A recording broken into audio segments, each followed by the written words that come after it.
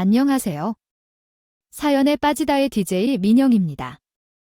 오늘은 40대 남성분이 지난 날을 후회하며 사연을 보내주셨는데 내내 장면이 떠올라서 정말 가슴 아픈 사연이었습니다. 그럼 지금 바로 시작해 볼게요. 안녕하세요. 저는 금융권에 종사하는 40대 중반 남자입니다. 요즘 코로나로 인해 사람들을 만나는 횟수도 줄고 심심해서 여가 시간에 유튜브로 이것저것 하다가 사연 채널을 알게 되었습니다. 여러분들의 사연을 듣다 보니 제 부모님 생각도 나고 사람 사는 것이 별거 없다 싶기도 하고 여러 감회가 듭니다. 제가 5년 전에 이혼을 했는데 오늘은 그 이야기를 한번 해볼까 합니다. 인생에 있어서 가장 기막힌 일이었고 또 힘든 일이었는데 이제 좀 정리가 되었는지 누군가에게 털어놔보고 싶어졌어요. 여러분이 오늘 제 대나무숲이 되어주시길 바라면서 이야기를 시작해 보겠습니다. 저는 서울은 아니지만 대도시에서 태어나 평범한 학창 시절을 보냈습니다. 평범하게 초등학교, 중학교, 고등학교를 나와 중상위권 성적을 유지해서 소위 요즘 말하는 인서외권 대학 경영학과를 진학했어요. 아버지는 사업을 하셨고 어머니는 집안 살림과 저를 키우는 일을 도맡아 하셨어요. 두 분 다 성실하셨고 특히 아버지가 할아버지로부터 물려받은 섬유 사업이 잘 되어 저희 집은 꽤 유복한 편이었습니다. 작은 돈 하나도 허투루 쓰지 않는 부모님은 양말에 구멍이 나면 그 양말을 꿰맨 채로 계셨고 10분이나 더 먼 거리를 돌아야 야채나 계란이 더 저렴한 가게로 들러 장 보러 오시곤 하셨죠. 아무리 고단해도 택시보다는 버스나 지하철을 타셨고 저에게도 어릴 적부터 저축하는 습관을 가르쳐 주셨습니다. 그래서 부모님은 상가며 아파트, 땅 등 다수를 가지고 계셨고 저는 운이 좋게도 부모님을 잘 뒀기에 돈 걱정하지 않는 삶을 살아왔죠. 하지만 그런 제게도 위기가 있었습니다. 바로 20대 은행에 입사하고 나서 만난 전 부인 때문이었습니다. 저는 경영학과를 졸업하고 회사와 은행 등 여러 군데 면접을 보다가 최종적으로 은행 시험에 합격해서 은행원이 되었습니다. 그 은행은 제가 어릴 적부터 부모님의 조언을 듣고 통장을 만들고 관리해오던 곳이었어요. 그래서 더 뜻깊은 취직이었던 것 같습니다. 새내기 은행원이 된 저는 회사에 적응하느라 눈꼬들 새 없이 바빴습니다. 퇴직도 많았고 업무를 파악하는 것도 정신없는 데다가 신입이다 보니 텔러들과 함께 창고 업무를 보는데 생각보다 많은 불편한 다수의 사람들을 응대하고 업무를 처리하는 일이 쉽지가 않았습니다. 않더라고요. 그래서 약 1년 정도를 숨가쁘게 직장에 적응하는 동안 계약직 텔러로 일하던 한 아가씨와 조금 친해지게 되었습니다. 그 아가씨는 항상 크게 웃으며 인사하는 미소가 정말 아름다운 분이었습니다. 하얀 피부에 항상 웃는 모습과 말투도 나긋나긋해서 남성이라면 누구나 꿈꾸는 참된 여성상을 지니고 있었죠. 사람들에게 항상 친절하고 만약 자신이 손해를 보더라도 다른 사람들이 더 편안하다면 얼마든지 남을 먼저 배려하겠다는 마인드가 두드러져 보였습니다. 그 결과 손님들도 일부러 그 아가씨를 찾아오시려는 분들이 계셨던 정도였죠. 이달의 친절 사원으로 여러 번 선정되었던 분은 우리 지점에서 친절한 미소천사로 유명했습니다. 얼핏 듣기로는 집안 형편이 어려웠지만 돈을 벌면서 야간 대학을 졸업한 후 1년 여가 지나 켈러웨이를 시작했다고 합니다. 저는 비록 집안 형편이 안 좋았어도 자신의 노력으로 돈을 벌고 자기 관리도 잘하며 다른 사람을 먼저 배려하는 그 여성이 너무 마음에 들었습니다. 그래서 용기를 내어 데이트 신청을 했고 우리는 영화를 보고 그녀가 좋아하는 칼국수를 먹으며 첫 데이트를 즐겼습니다. 이후 몇 번의 데이트를 하고 그녀와 함께 행복한 시간을 보내고 있습니다. 대시를 받아들여 저의 여자친구가 되었죠. 우리는 그렇게 6개월이라는 기간 동안 소박한 데이트를 하면서 꿈을 키워갔습니다. 여자친구의 남동생이 아르바이트로 일하던 치킨집에도 가서 맥주를 마시기도 하고 여자친구의 어머니가 운영하시는 작은 식당에도 가끔 들르면서 말이죠. 그런데 저는 차마 저희 부모님께는 그녀를 선뜻 인사시킬 수가 없었습니다. 그것은 바로 아들에 대한 기대를 가지고 계신 어머니 때문이었어요. 엄마는 절약정신이 투철하고 강단 있는 분이셔서 사람을 보는 눈도 까다로우셨고 항상 누구를 만날 때 학벌이나 집안 등의 조건도 무시하지 않았습니다.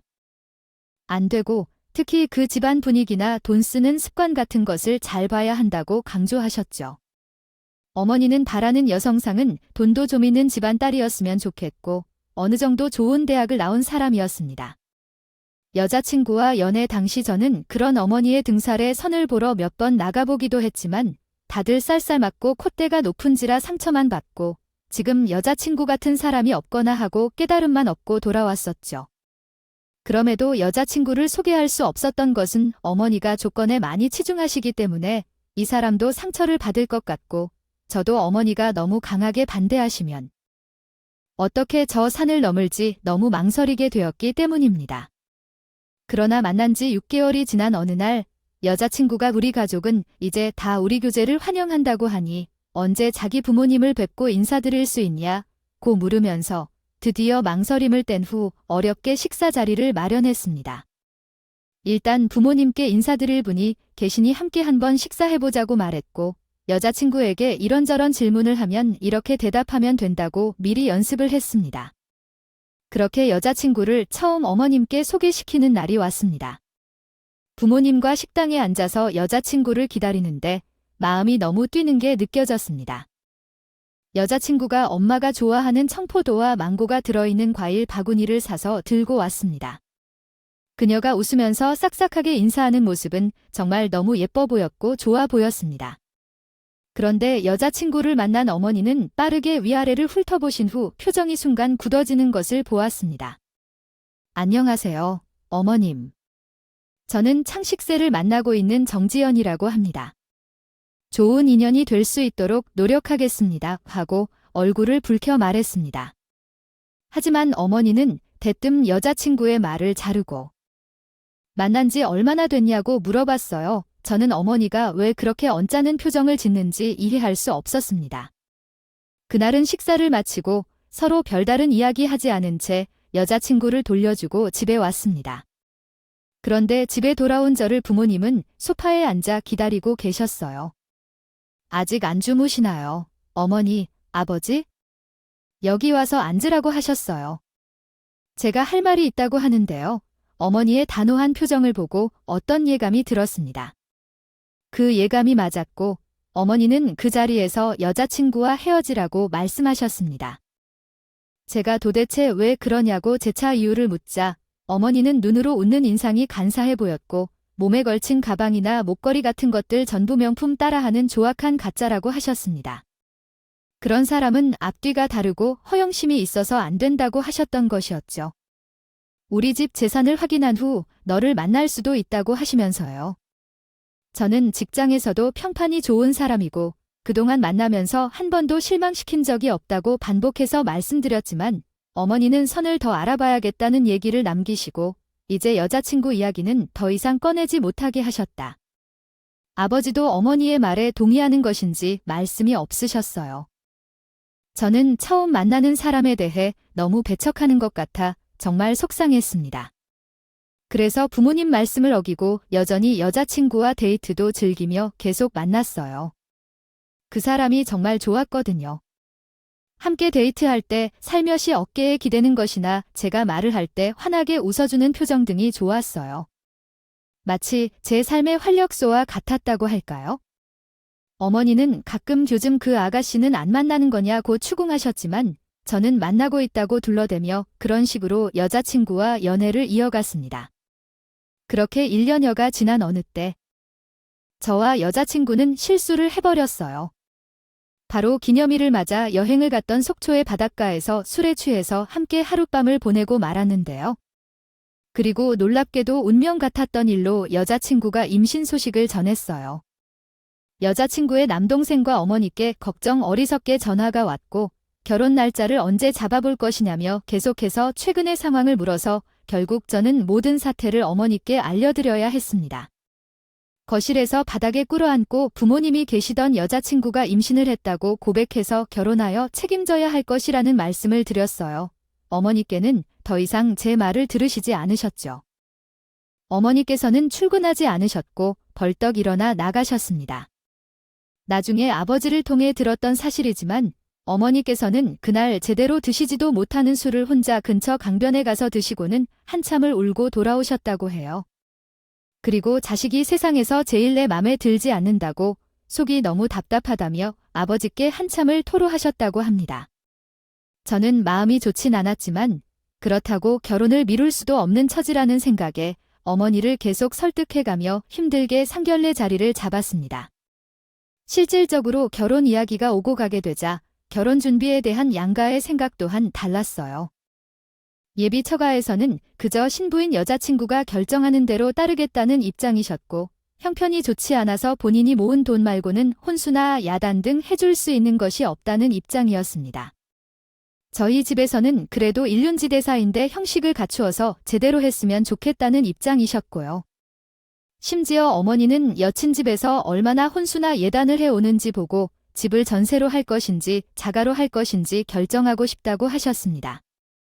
저는 마음이 있어도 돈이 없는데 어떡하냐고 그저 여자친구 한 명이 부족하냐고 할 뿐이었고 곧 생을 맞이할 손주에 대한 생각은 안 해도 된다고 생각합니다.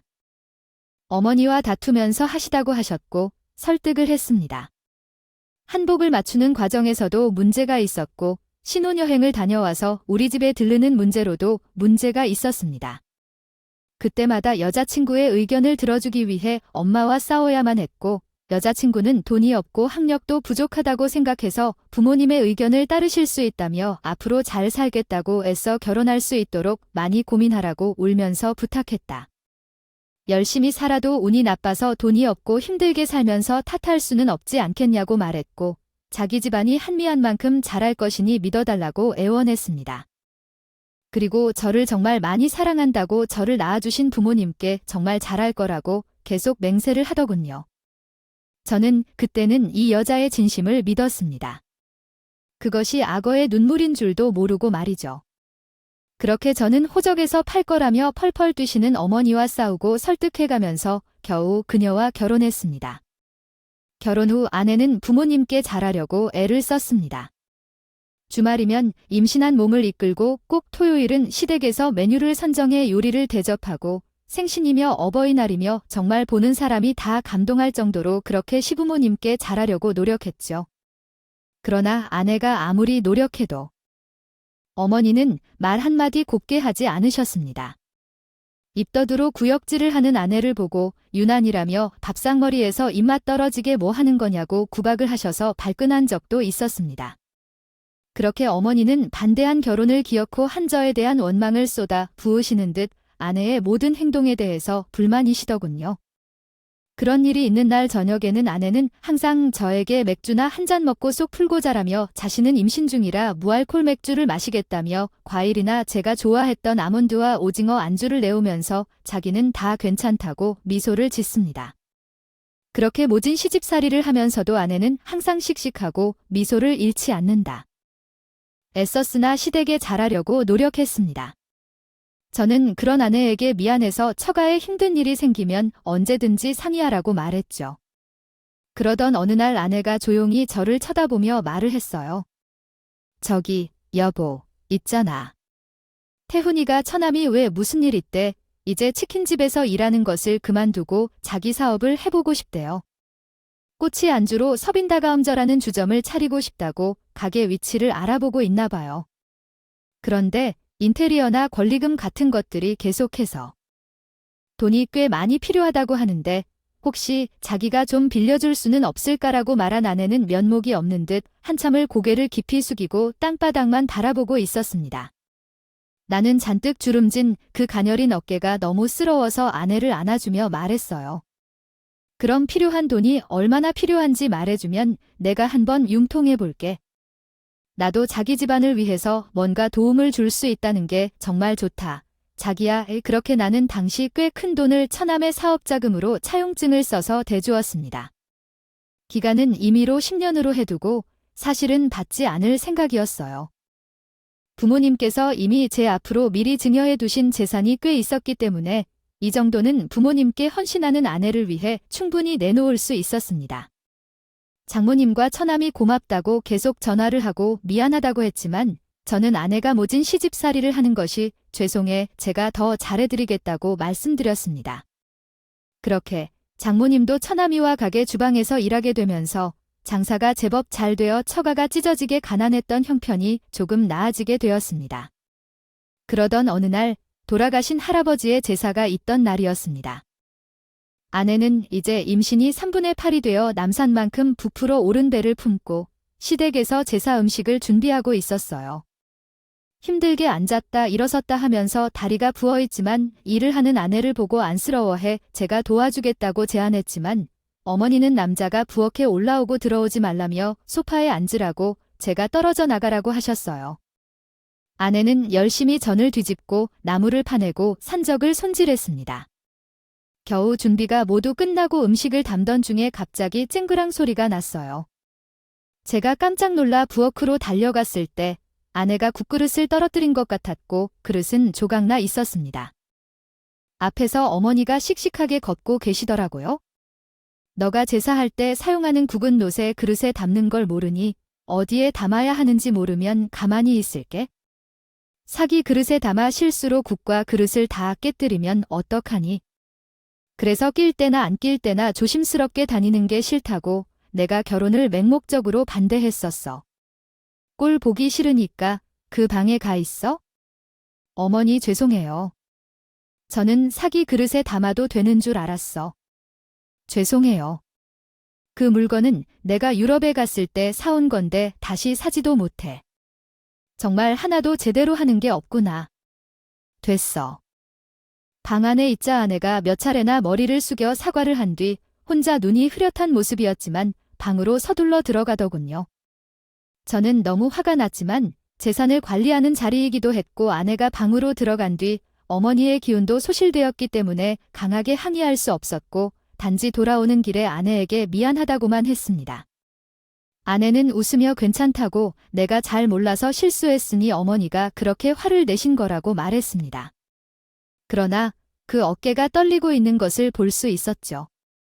어떻게 아내를 위로해야 할지 망설여서 주춤거리다가 결국 돌아서 방에서 나오고 말았습니다. 어머니를 욕할 수는 없고 혼자 쉬는 것이 더 나은 것은 아닌지 생각했습니다. 바보 같은 생각이었어요.